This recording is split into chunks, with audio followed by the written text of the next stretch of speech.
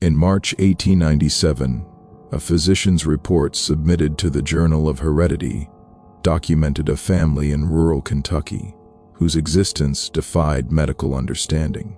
The mother stood barely 4 feet tall. The father weighed over 500 lb. Between them, they had 12 children, and according to hospital records preserved in the Louisville Medical Archives, not one of them was born without severe physical abnormalities. Before we dive into the story, if you're fascinated by real medical mysteries that challenged everything doctors thought they knew, then you're in the right place. This story explores the kind of case that once made early physicians question everything they thought they knew about heredity. Click the like button and subscribe to the channel. And before we continue, I'm always amazed to see just how global our community is. Do me a favor and let me know in the comments where you're watching from and what time it is where you are. Now let's continue with the story. Dr. Samuel Garrett had practiced medicine in Harlan County, Kentucky for nearly 15 years when a farmer appeared at his office on a cold morning in March 1897. The man was visibly uncomfortable, shifting his weight from foot to foot as he described a family living in the hollow beyond Pine Mountain. According to the farmer, something was profoundly wrong with every child in that household. Garrett had heard whispers about the family before, dismissed them as rural superstition, but the farmer's insistence carried enough weight to warrant investigation. The journey took most of a day. Garrett's horse struggled along narrow paths carved into mountainside, through dense stands of oak and hickory that blocked out the afternoon sun. When he finally reached the homestead, what he found stopped him cold. The dwelling itself was crude but maintained, smoke curling from a stone chimney. But it was the woman who emerged to greet him that first seized his attention. She stood no higher than a child of 8 or 9 years. Her proportions, those of an adult, compressed into a frame that seemed biologically impossible. Inside, the doctor encountered her husband. The man occupied a reinforced chair near the fireplace, his body sprawling across a space meant for 3 normal-sized adults. Garrett estimated his weight at well over 500 lb, noting the labored breathing, the swollen joints, the skin stretched taut across impossible dimensions. Around them moved children of various ages, and each one bore visible marks of developmental catastrophe. The eldest girl, perhaps 14, walked with a severe spinal curvature that twisted her torso nearly sideways. 2 boys, twins by their identical features, shared clubbed feet so extreme they moved by dragging themselves across the floor. A younger child possessed hands with fingers fused together into paddle-like appendages. Another had a cranium misshapen to the point that Garrett questioned how the brain within could function at all. Yet, function it did. The children spoke, performed chores, displayed awareness and personality despite their profound physical limitations.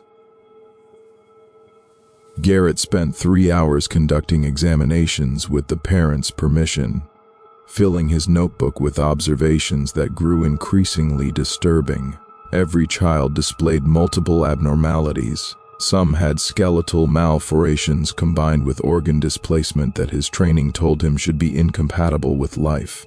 Others showed signs of conditions he had only read about in the most obscure medical texts. The parents themselves, while cooperative, seemed resigned to their circumstances, as if they had long ago accepted that their offspring would never be normal. As darkness fell and Garrett prepared to leave, the mother asked a question that would haunt him for years. Could medicine explain why God had cursed them so? The doctor had no answer. He had witnessed many things in his career, but nothing had prepared him for a family where genetic catastrophe appeared to be not the exception, but the absolute rule. Dr. Garrett returned to his office, obsessed with understanding how such a union had come to exist. Over the following weeks, he conducted interviews with the parents separately, extracting histories that read like case studies in medical impossibility. The mother, whom he recorded in his notes as Sarah Pennington, had been born in Cincinnati, Ohio in 1871. hospital records from Children's Hospital of Cincinnati, which Garrett later obtained through correspondence, documented her diagnosis at age 3, primordial dwarfism, a condition so rare that fewer than 24 cases had been recorded in American medical literature at that time.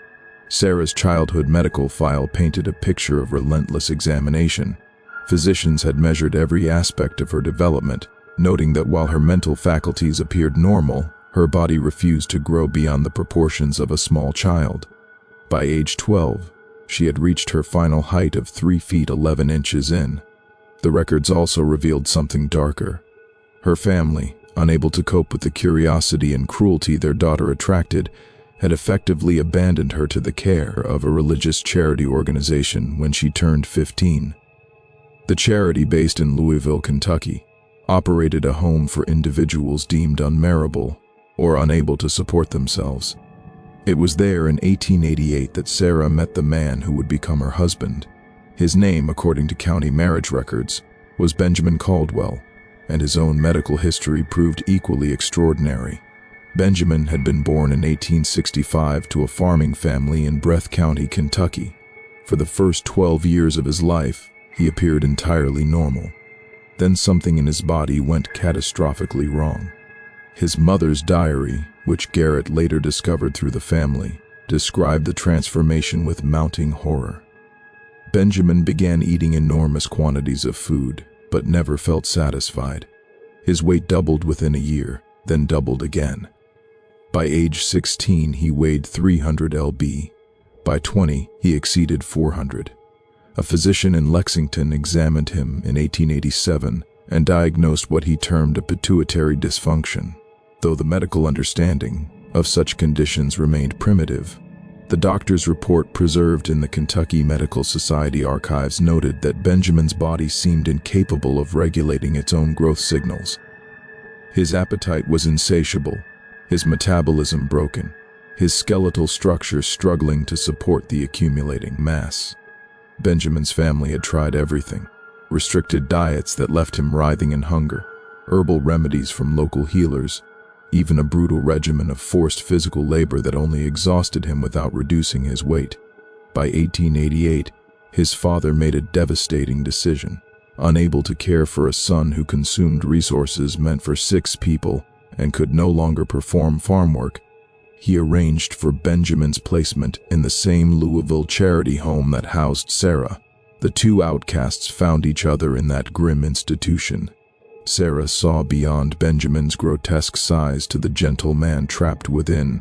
Benjamin, for his first time in years, encountered someone who did not recoil from his presence. The charity administrators, perhaps relieved to reduce their burden, permitted the marriage in 1889. The couple left Louisville with donated supplies and made their way to the most remote hollow they could find in Harlan County, where Benjamin's distant cousins reluctantly allowed them to build a cabin on unused land. What Garrett found most troubling in his research was not the individual conditions, but their convergence. Both parents carried genetic abnormalities so severe they had made normal life impossible. Both had been cast out by families overwhelmed by their needs. Both had retreated to the mountains where society's judgment could not reach them. And both, through either ignorance or desperation or simply human need for family, had chosen to have children. The medical literature of 1897 offered no guidance for such a scenario. Heredity remained a poorly understood science. Gregor Mendel's work on genetic inheritance, published decades earlier, had been largely ignored by the medical establishment.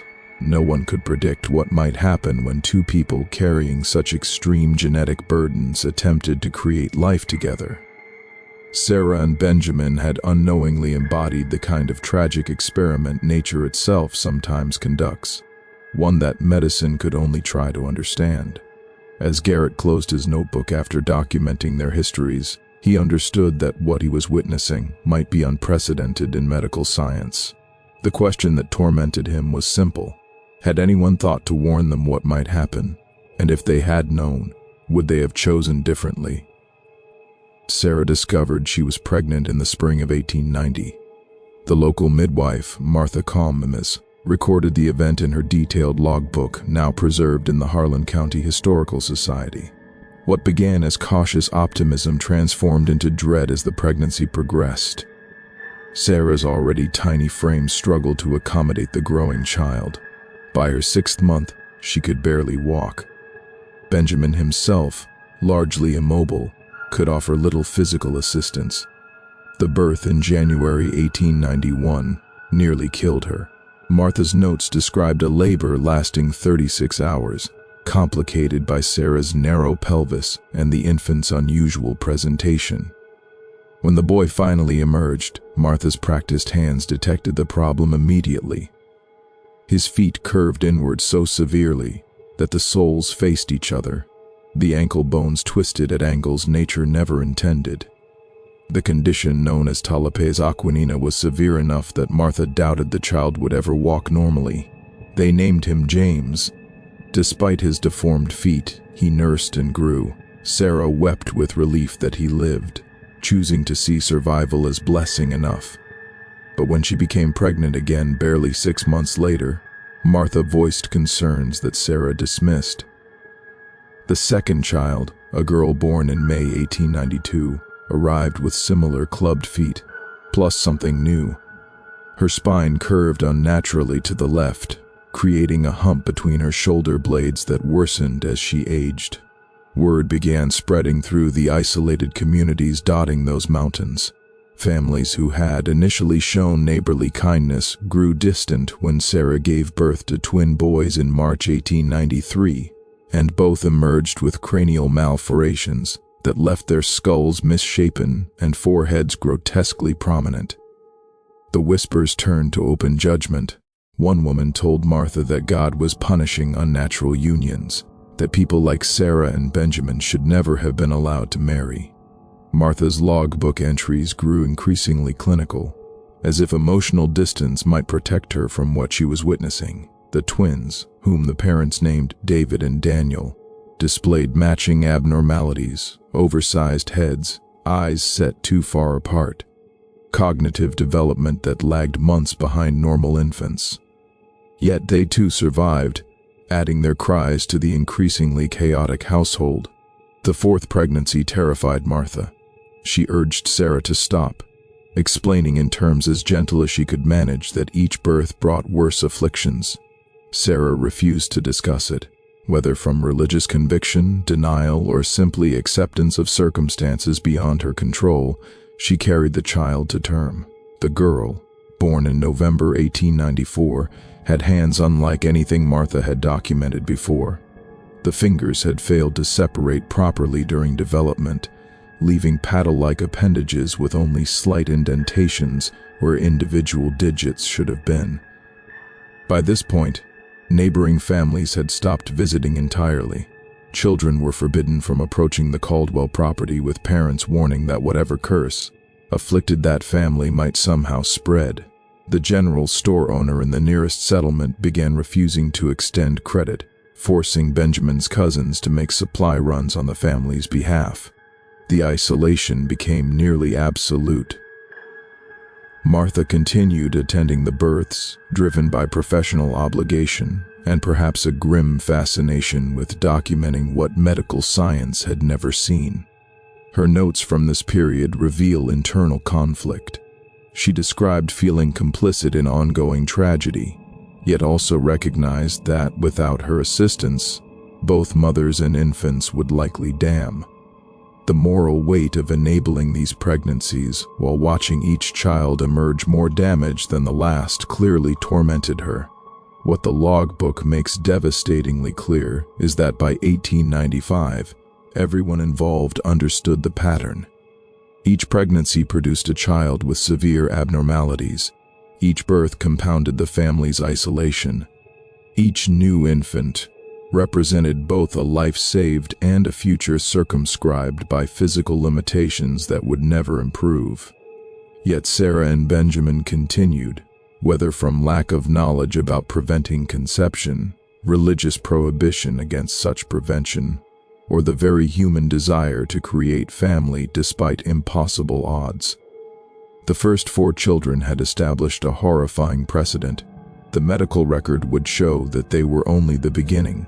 Dr. Garrett's initial visit in March 1897 had been prompted by rumor, but what transformed his curiosity into obsession was a letter he received 3 weeks later from Martha Combes. The midwife, burdened by years of silent witness, had finally sought outside guidance. Her correspondence described not 4 children but 8, with 4 more births having occurred between 1895 and by 1896. While Garrett remained ignorant of the family's existence, he returned to the Hollow in early April, this time prepared with measurement instruments, photographic equipment borrowed from a colleague, and a determination to document everything with scientific precision. What he found exceeded even his expanded expectations. The 4 additional children displayed conditions that pushed the boundaries of medical possibility. One boy, aged 2, possessed organs arranged in mirror image to normal human anatomy, a condition called situs inversus that Garrett had only read about in European medical journals. Another child had vertebrae so malformed that her neck could not support her head without assistance. Garrett spent a week conducting examinations, filling 3 notebooks with observations. He measured skull circumferences, documented skeletal abnormalities, tested reflexes and cognitive responses. The parents cooperated fully, perhaps hoping that medical attention might somehow help their children. Benjamin, in particular, seemed desperate for answers, asking repeatedly if doctors in cities might have treatments or explanations. The physician's excitement at documenting such an unprecedented case weared with his growing ethical discomfort. These were not laboratory specimens, but suffering human beings trapped in bodies that betrayed them daily. Yet the scientific value seemed undeniable.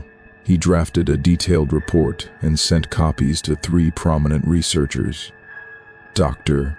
William Oler at Johns Hopkins, Dr. Charles Davenport at Harvard, and Dr. Horatio Wood in Philadelphia. All men known for their work in heredity and developmental abnormalities. The responses when they arrived months later proved bitterly disappointing. Osler's reply was polite but dismissive, suggesting that Garrett had likely exaggerated the severity of conditions, or been deceived by the parents about blood relations. Davenport's response carried undertones of accusation, implying that a country doctor lacked the training to accurately diagnose such complex conditions. Only Wood showed genuine interest, though his letter raised disturbing questions about whether the parents might be more closely related than they claimed, suggesting consanguinity as the only logical explanation for such catastrophic results. Garrett fired back correspondence, defending his observations and providing additional documentation. He sent photographs, though the primitive equipment captured only crude images. He included measurements, timeline charts, and copies of Martha's birth records. He emphasized that neither parent showed any indication of shared ancestry, that their backgrounds traced to completely different regions, and that their individual conditions alone might explain the hereditary disaster playing out in their children. The scientific establishment's skepticism stung, but Garrett refused to abandon his investigation. He began researching every medical text he could obtain through internal exchanges, searching for similar cases in recorded history. What he found were scattered references to individual conditions, never to a family where multiple severe abnormalities appeared across every single child. The medical literature offered no framework for understanding what he was witnessing. By autumn 1895, before Garrett's involvement, Sarah had given birth to a 5th child with a cleft palate so severe that feeding required constant intervention. The 6th child, born in early 1896, had limb development so disrupted that one arm terminated at the elbow, while the corresponding leg extended only to mid-thigh. Each new birth seemed to introduce novel catastrophes, as if the parents' genetic material was combining in endlessly creative patterns of malformation. By the winter of 1895, after the birth of their 5th child, Sarah had grown desperate. The midwife, Martha Combes, noted that both parents began taking advice from a neighbor named Llewellys Barker, a recluse who claimed to have studied old mountain remedies passed down from his grandfather, a man who, he said, helped fix children born wrong. Barker insisted their affliction was not of blood, but of blocked vitality, something that could be corrected through an alignment of humors. He sold Benjamin a crude tonic made from crushed lead filings, foxglove leaves, and alcohol, promising it would thin the heavy blood and make their next child whole. Benjamin, too trusting and too desperate, took it daily for weeks. Sarah, though hesitant, began taking her own dose mixed with molasses after Elias's wife swore it had restored fertility to barren women in her family. The tonics burned their throats, caused violent sickness, but they believed suffering was a necessary cleansing. When the sixth child was born the following spring, his left arm ended abruptly at the elbow and the right leg twisted backward at the knee. The deformities were worse than anything Martha had seen. Her journal entry from that night was brief and almost cryptic. They sought healing from what poisons the earth itself, and the earth answered. Garrett later discovered remnants of the tonic in the Caldwell cabin. The bottle labeled B & Sons Pharmacopoeia Remedies, Lexington, its ingredients long outlawed by the turn of the century. Modern analysis decades later would reveal its contents. Lead acetate and foxglove extract, both capable of causing congenital malformations in utero. It was one more tragedy born not of cruelty, but of naive hope. Two outcasts clinging to superstition in a world that had already abandoned them. Garrett's frustration peaked when he realized that academic medicine would not take his findings seriously without direct examination. He needed someone with institutional authority to witness what he had documented. In December 1896, he wrote directly to Dr. Llewellys Barker, a rising researcher at Johns Hopkins, known for challenging conventional medical thinking. This letter took a different approach. Garrett acknowledged the case sounded impossible, admitted it challenged everything he had learned in medical school, and issued a direct challenge. "Come see for yourself," he wrote, "or forever wonder if you dismissed the most important hereditary case study of the century." 3 months later, Barker's telegram arrived. He was coming to Kentucky and he was bringing a team. While Garrett awaited the Hopkins team's arrival, Sarah gave birth to her 9th child in February 1897. The timing was cruelly perfect. The infant boy emerged with what the medical team would later document as multiple organ displacement, his heart positioned partially on the right side of his chest, his liver occupying space where the stomach should reside, intestines coiled in reverse of normal anatomy. Martha's hands trembled as she cleaned the newborn, recognizing that the internal chaos she could not see must be even worse than the external signs suggested. The child survived his first week, then his first month, defying every expectation. Yet feeding him required elaborate positioning to prevent aspiration, and he vomited frequently as his malformed digestive system struggled with basic function. Sarah, exhausted from 9 pregnancies in 7 years, had little milk to offer. The older children, particularly the 14-year-old daughter, whose twisted spine had worsened considerably, helped care for their youngest sibling, with a competence born of grim necessity. Hospital records from the town of Harland, obtained through Garrett's persistent requests, documented 3 emergency visits between 1894 and 1896. The 7th child, a girl born in autumn 1895, had experienced seizures so severe that Benjamin's cousins had transported the family the grueling 12 miles to town. The attending physician's notes described a child with clear developmental delays, limited verbal ability, and a skull that showed premature fusion of cranial sutures, forcing the brain to grow against unyielding bone. The 8th child's case file revealed something even more disturbing.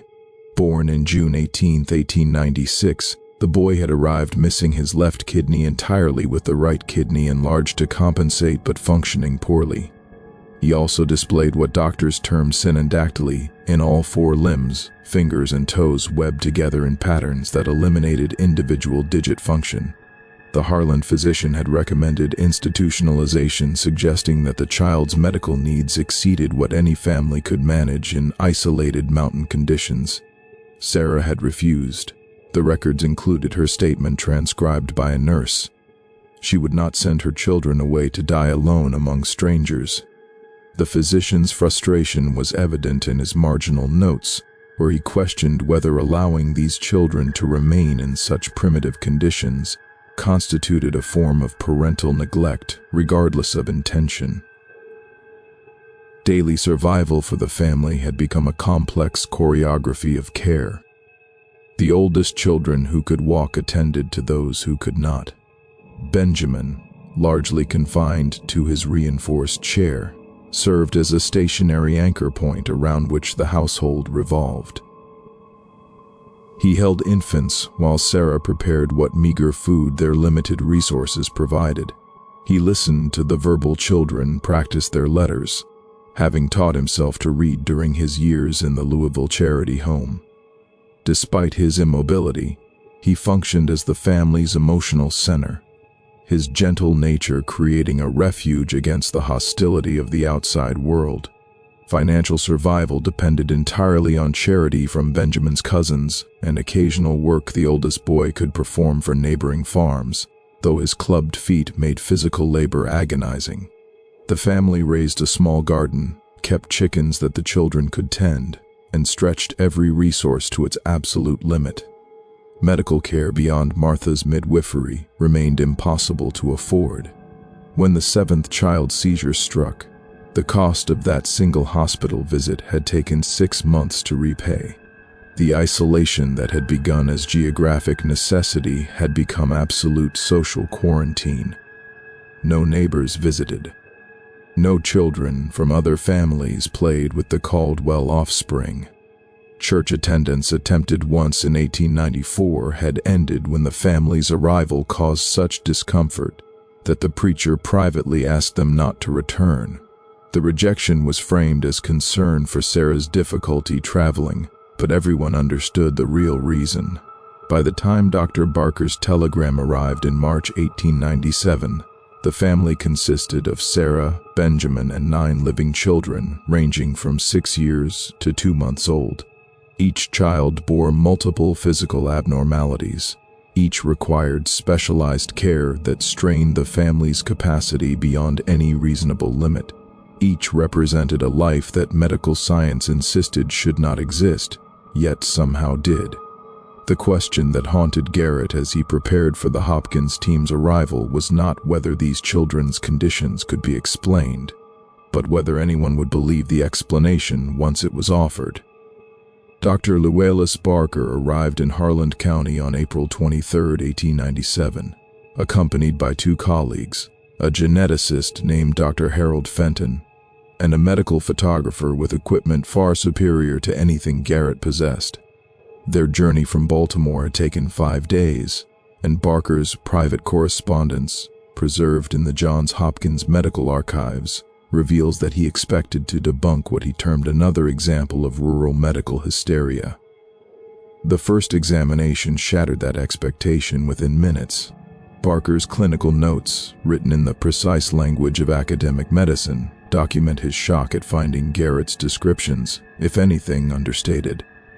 He began with the parents, confirming Sarah's primordial dwarfism through careful measurement, and noting that Benjamin's weight had increased to approximately 530 lb. The pituitary dysfunction was obvious even without sophisticated testing. Benjamin's facial features showed the characteristic coarsening. His hands were grotesquely enlarged, and his breathing labored from the sheer mass pressing on his lungs. Barker examined the children. His methodology was systematic, starting with the oldest and working downward by age. The photographic record he created, though disturbing, provided unprecedented documentation of hereditary catastrophe. Each child was measured, tested for reflexes and cognitive function, and assessed for internal abnormalities through the crude diagnostic tools available in 1897. Fenton took detailed family histories, searching for any overlooked connection between the parents' bloodlines that might explain consanguinity. What emerged from 3 days of intensive examination was a conclusion that defied contemporary genetic theory. The parents shared no common ancestry, traceable through 4 generations on either side. Their individual conditions, while severe, were entirely separate in origin and mechanism. Yet their children displayed a bewildering array of malformations that suggested something far more complex than simple inheritance of parental traits. Barker's hypothesis, outlined in notes he shared with Fenton, proposed that each parent carried multiple recessive, genetic factors beyond their obvious conditions. When combined through reproduction, these hidden factors expressed themselves in catastrophic ways. The theory was remarkably close to Mendelian genetics, though Barker had not yet encountered Mendeley's work, which remained obscure in American medical circles.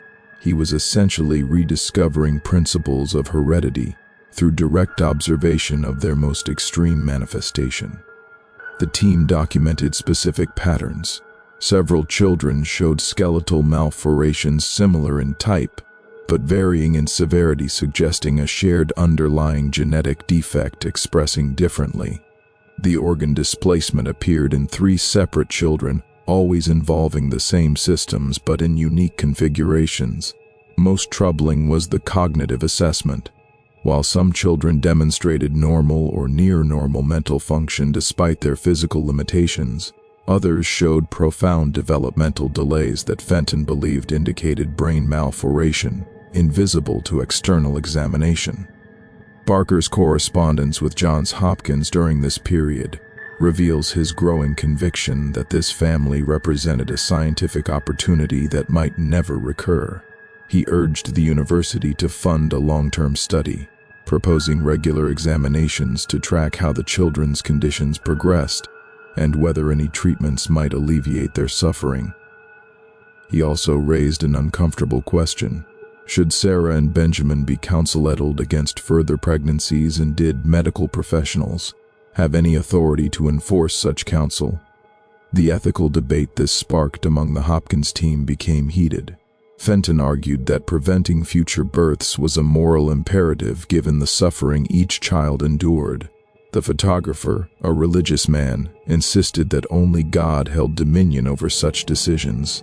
Barker found himself caught between scientific fascination and human compassion, recognizing that every new child provided additional data, while also representing another life condemned to physical agony. Before leaving Kentucky, Barker sat with Benjamin and Sarah, explaining as gently as possible what his examination had revealed. Their children's condition stemmed from the unfortunate combination of genetic factors both parents carried.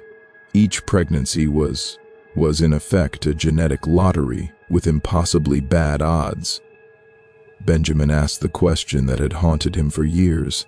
Was there any chance a future child might be born healthy? Barker's answer, documented in his notes, was devastatingly honest. Based on the pattern across 9 births, the statistical probability approached 0. Every child they conceived would almost certainly suffer similar or worse abnormalities. Sarah's response was silence. She did not weep or protest. She simply nodded, as if Barker had confirmed something she had long suspected but never wanted to acknowledge. 3 months later, she discovered she was pregnant with her 10th child. The 10th child arrived in February 1898. A girl whose condition represented a new threshold of medical impossibility. Martha's birth records describe a labor complicated by the infant's failure to breathe independently for the first 12 minutes of life. When respiration finally began, it remained shallow and irregular. The child had been born with a cleft palate that extended through the soft tissue into the nasal cavity, but examination revealed something far worse. Her chest wall had developed incompletely, leaving portions of her lungs partially exposed beneath translucent skin. Garrett, who attended the birth alongside Martha, immediately sent word to Barker. The Hopkins physician arrived within 2 weeks, accompanied this time by a specialist in pulmonary conditions. Their examination confirmed that the infant's survival defied medical logic. The exposed lung tissue should have led to immediate infection and death, yet somehow the child clung to life, wheezing and struggling, but alive. Barker's photographs from this visit, preserved in medical archives, show an infant whose physical form seemed barely viable, held together by biological processes no one could explain. Sarah became pregnant again before the 10th child reached 6 months of age.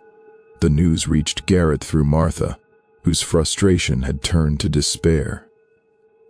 The midwife's journal entry from July 1898 reads, "I have delivered monsters into this world for 7 years and can no longer pretend I am helping anyone. Each birth adds to suffering that never ends." The 11th pregnancy progressed differently. Sarah, now 37 years old and physically devastated by a decade of childbearing, experienced complications from the start. Severe cramping in her 4th month suggested twins, confirmed when Martha's palpations detected 2 sporid heartbeats. The delivery in January 1899 became the worst Martha would ever record. The twins were born 6 weeks premature, their bodies tiny, even by Sarah's diminished standards. Both boys displayed overlapping catastrophic conditions. Spinal bifida, leaving portions of their spinal cords exposed. Hearts with malformed chambers that created audible murmurs, and cranial development so disrupted that their skulls appeared soft and pliable, where bone should have fused. They shared one additional horror. Their digestive systems had developed incompletely, lacking proper connection between stomach and intestines. The first twin died within 18 hours. The second survived 4 days, sustained by Sarah's desperate attempts at nursing despite the futility. Barker, notified by telegram, arrived too late to examine them living, but performed post-mortem examinations that revealed the full extent of internal chaos. His report to Johns Hopkins, written in clinical language that barely masked his shock, described organs that had formed in approximate but non-functional arrangements, as if the genetic instructions for human development had been scrambled beyond recognition. These were the first deaths among Sarah and Benjamin's children. 9 had survived against impossible odds. These 2 could not. The graves were dug on the property, marked with wooden crosses that Benjamin carved himself. No preacher would come to perform services. The family buried their sons alone. 3 months later, Sarah discovered she was pregnant for the 12th time. Garrett's correspondence with Barker reveals his horror at this news. He had hoped the twin deaths might finally convince the couple to stop, though he acknowledged they likely lacked both the knowledge and means to prevent conception. Barker's response was coldly scientific.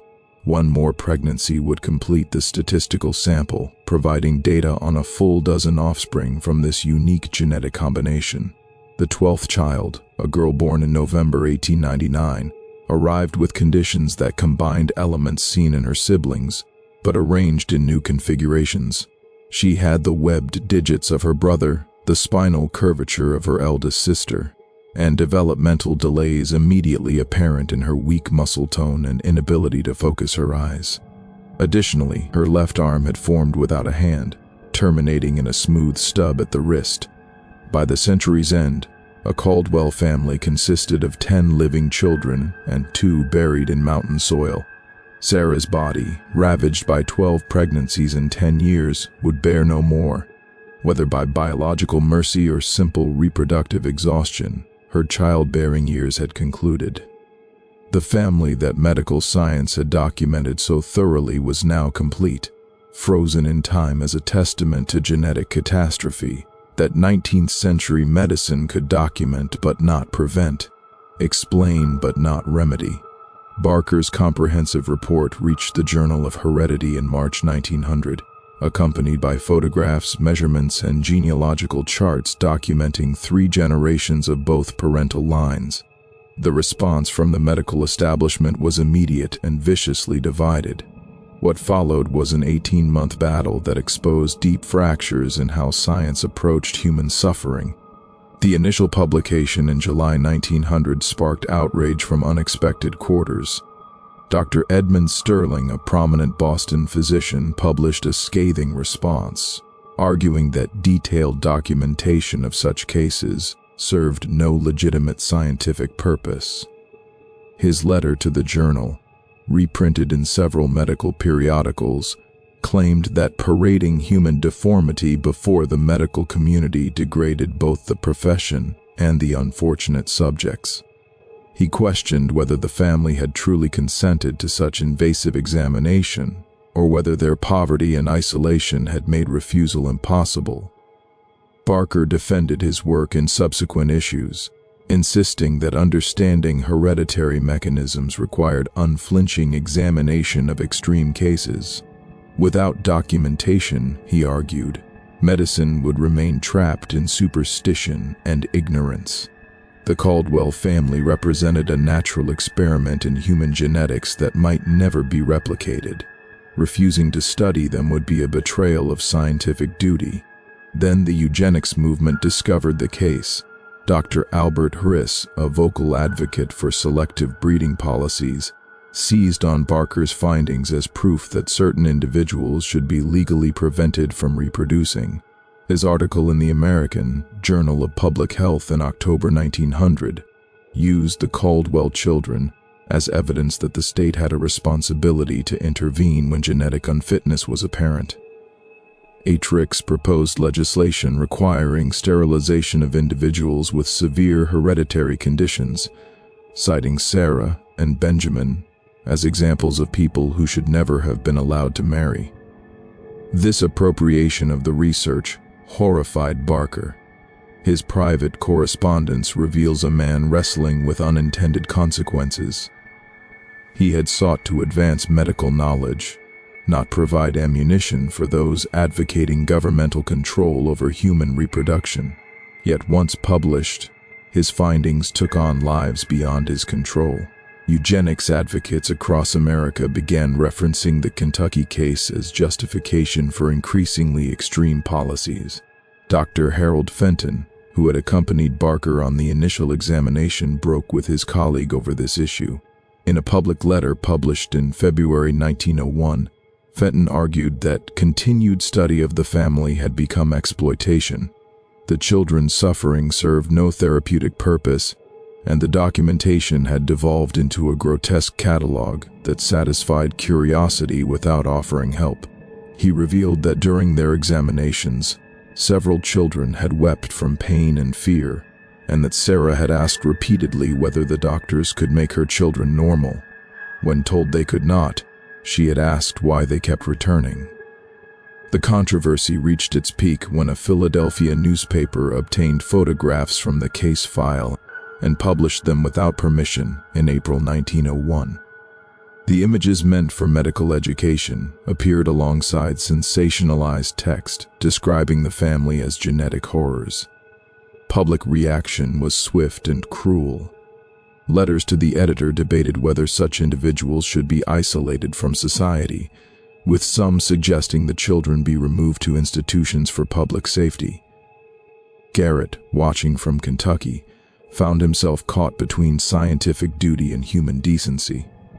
He had initiated contact with academic medicine, believing it would help the family. Instead, he had exposed them to judgment far beyond anything their isolated mountain community had inflicted. His correspondence with local officials reveals attempts to shield the Caldwells from unwanted attention, but the damage was done.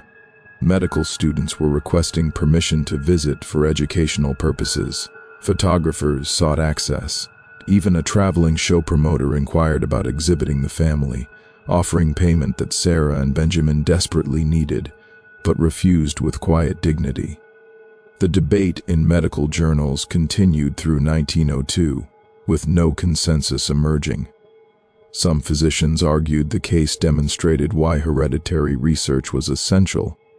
Others insisted it proved such research was inherently unethical when subjects could not meaningfully consent and received no benefit.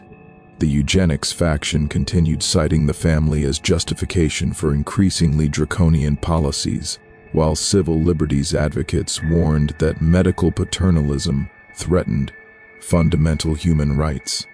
Lost in the academic warfare were the actual subjects. 10 children growing older with conditions that would never improve, parents aging rapidly under impossible burdens, and a family that had become against their will, a symbol in debates they barely understood. The question nobody seemed willing to address was the simplest. Now that medicine had documented their existence so thoroughly, what responsibility did science have to actually help them? While medical journals debated ethics and eugenics advocates exploited their existence, the Caldwell family continued the grinding work of daily survival. Records from the Harlan County School Board discovered in storage decades later reveal an unexpected development in 1900. A young teacher named Grace Holloway, newly arrived from Lexington, had learned of the family's situation and insisted that those children capable of attending school deserved education. Her diary, donated to the Kentucky Historical Society by her granddaughter in 1973, provides the most intimate portrait of the family beyond clinical observation. Grace's first visit in September 1900 described a household that functioned through carefully orchestrated routines. The oldest daughter, now nearly 14, despite her severe spinal curvature, managed the younger children with surprising competence. James, the eldest son, whose clubbed feet had never straightened, had learned to walk using crudely carved crutches, and he helped his father with tasks requiring mobility. Grace noted that 3 children possessed mental capacity for formal education. James, one of B, was the younger girl's, despite her physical limitations, and surprisingly one of the twins with cranial malformation whose cognitive abilities had developed normally despite his appearance. She began visiting twice weekly, bringing primers and teaching materials. Her entries reveal children hungry for knowledge, eager to prove themselves capable of learning despite bodies that society deemed monstrous. The community's attitude had begun shifting incrementally. Benjamin's cousins, perhaps shamed by academic attention or simply worn down by years of need, convinced several neighboring families to contribute supplies. A local carpenter constructed better furniture adapted to the children's needs, including a specialized chair for the child whose neck could not support her head. These were small mercies, but they represented cracks in the wall of isolation. Grace's diary also documented the family's internal dynamics with an observer's clarity. Sarah, aged beyond her 38 years, maintained iron discipline over household management. She had devised feeding strategies for children with cleft palates and malformed digestive systems, discovered positioning that eased breathing difficulties, and created a schedule that ensured each child received necessary care. Her competence contradicted assumptions that someone of her size and background could not manage such complexity. Benjamin's role surprised Grace most. Despite his immobility, he served as the family's emotional foundation and intellectual guide. He had taught himself considerable knowledge from borrowed books, and he engaged his children in discussions about history, mathematics, and moral philosophy. Grace recorded conversations where Benjamin explained concepts with clarity that rivaled trained educators. His physical imprisonment had forced development of mental resources that might otherwise have remained dormant. The reality Grace documented stood in stark contrast to medical reports that focused solely on pathology. Yes, the children suffered. Yes, their conditions caused constant pain and limitation, but they also laughed, quarreled like normal siblings, showed preferences and personalities, and possessed interior lives rich with hopes despite futures constrained by biology. The girl with webbed hands had taught herself to draw by gripping charcoal between her paddle-like appendages, creating surprisingly detailed sketches. The boy with reversed organs sang constantly, his voice clear and strong despite the chaos inside his chest. Yet Grace's diary never descended into sentimentality. She recorded the seizures that struck without warning, the infections that threatened lives made fragile by compromised immune systems, and the slow deterioration of conditions that would never improve. She described Sarah's exhaustion on days when 3 children simultaneously needed intensive care, and Benjamin's frustration at being unable to physically help during crisis. One entry from December 1900 reveals the family's awareness of their notoriety. James had asked Grace why doctors kept coming to stare at them, but never made them better. She had no good answer. The boy, 12 years old and perceptive beyond his years, told her he understood they were valuable to science, but wondered if science valued them as people. By 1901, 5 children attended Grace's informal lessons regularly. 2 had learned to read at levels appropriate for their ages. 1 showed remarkable aptitude for arithmetic. These achievements would never appear in medical journals, obsessed with cataloging their physical failures. Yet Grace's diary preserved them, a testament that even lives born into genetic catastrophe contained moments of achievement, connection, and thoroughly ordinary human experience that the medical establishment seemed determined to ignore. The document revealed both devastation and unexpected resilience. The children's physical limitations had worsened as predicted, yet 3 had reached developmental milestones that initial assessments suggested impossible. The boy with reversed organs had not only survived but grown stronger, his body adapting to its unconventional arrangement. Garrett's analysis proposed that while the genetic combination had been catastrophic, certain protective factors must also have been present. Publication in December 1903 sparked measured academic response. The eugenics movement largely ignored this second report. Prominent researchers acknowledged that Garrett and Barker had documented something genuinely unprecedented, though the case raised questions contemporary science lacked tools to answer definitively. Benjamin died in November 1905. His heart, working for years to pump blood through impossible mass, had simply stopped. His death removed the family's emotional foundation and eliminated any possibility of male labor. Sarah, now 44 and physically broken, found herself solely responsible for 8 children whose needs exceeded what any single person could manage. The Harlan County Poor Commission offered removal of the children to a state institution. Sarah's response was absolute refusal. She would not send her children away to die among strangers. The commission arranged minimal financial assistance. Instead, Dr. Garrett's involvement effectively ended in 1906. His final visit found Sarah maintaining impossible routines through sheer will. Yet, his notes also recorded moments that defied overwhelming tragedy. A boy teaching himself to play mouth organ despite webbed fingers. Another child memorizing Bible passages Benjamin had read aloud.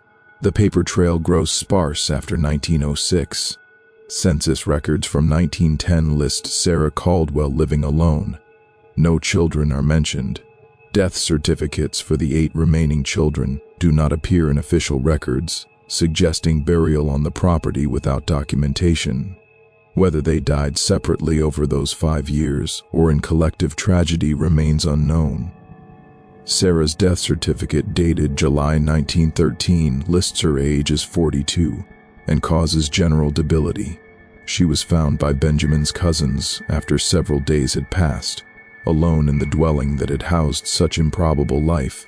The county buried her beside Benjamin and their children in graves that received no markers beyond wooden crosses that weather eventually destroyed. The medical papers documenting the Caldwell family gathered dust in academic archives.